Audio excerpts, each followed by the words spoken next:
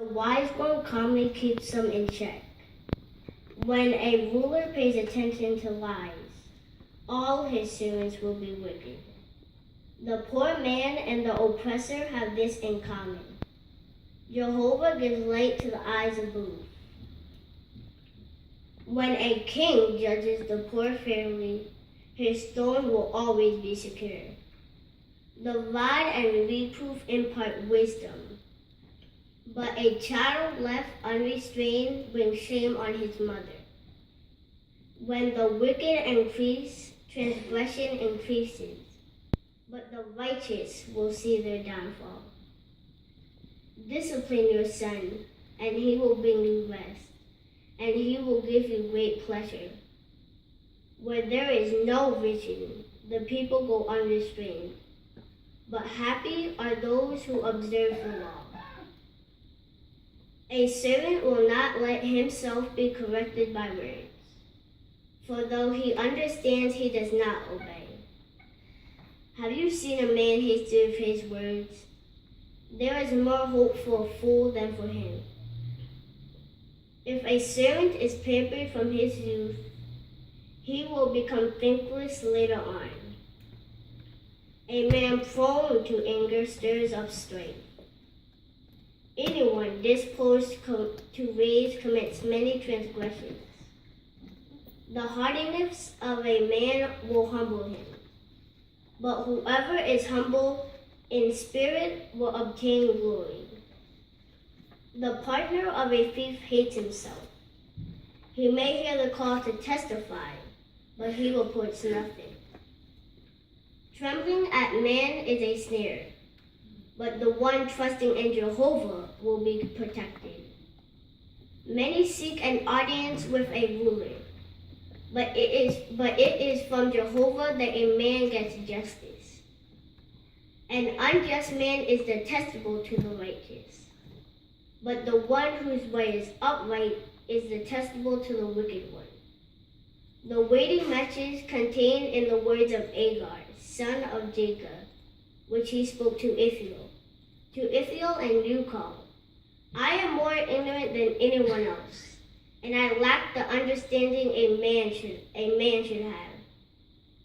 I have not learned wisdom, and I do not possess the knowledge of the Most Holy One. Who has ascended to heaven and then descended? Who has gathered the wind in the palms of both hands? Who has wrapped up the waters in his garments? Who has established all the ends of the earth? What is his name and the name of his son, if you know?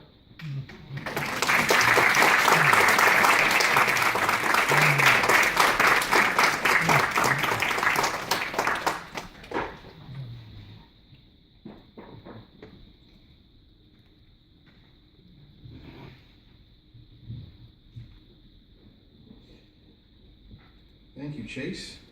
Did a wonderful job. Very well done. Chase was working on, you didn't notice, point number 3, which was correct pronunciation. And I think as we were watching and reading along with you, perfect. Did an excellent job with your pronunciation. Not only pronunciation, you paused, you had good self-control of your words. I thought that was great, especially for our young ones, because Chase being 8 years old, it really mentioned about correct pronunciation for their age group. And you know, our young ones, they're so more advanced in reading about in second grade or third. What grade are you in second grade? Third. See, I have a son 8 years. I don't even know what grade he is. Third grade. But think about that. Now, if you have your BE books handy on page 89, it mentions there in the bottom paragraph, it says, if the words of a language are made up of syllables, it's important to place the primary stress on the correct syllable. Many languages that use such a structure have a fairly regular pattern of oral stress. But I want to go down to page 90. It says, in everyday speech, it is usually best to employ words with which you are well acquainted. Ordinarily, pronunciation will not be a problem in general conversation. However, when you read aloud, you may occur some words that you do not use in daily speech, as Jehovah's Witnesses do a great deal of oral reading. We read the Bible to people when we witness to them. Some brothers are called on to read the paragraphs during the Watchtower study or at the congregation Bible study. It is important that we read accurately and that we do not detract from the message by mispronouncing words. And help us to appreciate, especially when reading, it says Bible words. Now, I'm pretty sure none of your classmates are reading Agur or Ithiel or Ukal. I'm glad you said them because I didn't know how to pronounce it. But they're not reading it. They're not reading haughtiness, oppressor, detestable. They may be reading some words like that, but not on a regular basis that we, as Jehovah's students, are reading. So you're very I'm very encouraged to hear you do that. You did a very fine job, especially in Proverbs, because Proverbs, I think as young ones, they read a story.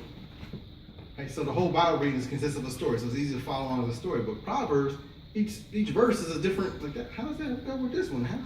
So it's kind of hard for our children to memorize something or get the hint of it. But when they're reading a proverb, it kind of bounces around. But each saying is a wise saying. And you did a good job with that. It's not like it was an easy, even though it didn't have many hard words, but the way it was built up, it could have been kind of hard to understand because you kind of make sense of things. You need to make sense of things, and sometimes being 8 years old reading Proverbs doesn't make sense. But you'll get it when you get older. And we look forward to you in the future reading that Watchtower for the Bible study. So good job, Chace. Now we're